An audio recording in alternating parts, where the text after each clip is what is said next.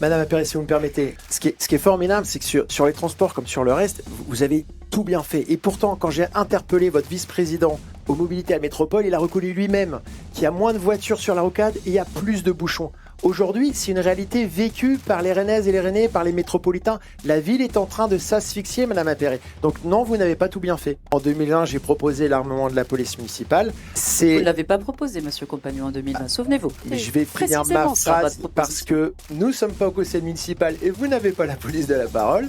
Angélique Cléré pourra ressortir l'article de Ouest France du 18 octobre 2020 où je confirme que je propose l'armement de la police municipale. C'est curieux que les choses s'inversent parce que j'ai l'impression d'entendre les opposants à Edmond Hervé quand il proposait le métro de la ligne 1. C'est vrai que vous l'avez beaucoup combattu, le métro, à l'époque avec vos amis, c'est vrai. J'étais un fournisseur du métro, Madame Appéré. Renseignez-vous sur moi.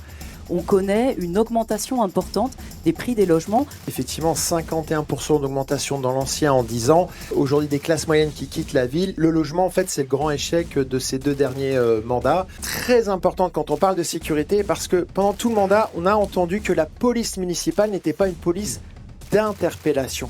Eh bien, si le code de procédure pénale, l'article 53 et 73, oblige les policiers municipaux à intervenir en cas de flagrant délit. Ça, c'est très important parce que pendant 6 ans, les gens qui ont écouté nos débats se sont dit mais les policiers municipaux, ils ne peuvent pas interpeller. C'est important de dire qu'ils peuvent interpeller et qu'ils doivent remettre la personne interpellée à la police nationale. Et comme ça, on est complet. Rennes n'est pas dans la tournée des zéniths. La Bretagne est la seule région avec la Corse à ne pas avoir de zénith. Je suis cohérent et quand vous dites oui, il y en a à Nantes, il vous aura pas échappé que quand on va à un concert, il n'y a pas de train pour aller revenir aller-retour. Donc on y va en voiture. C'est pas très écologique. Donc il faut que les infrastructures soient sur la ville de Rennes, Madame Messmer.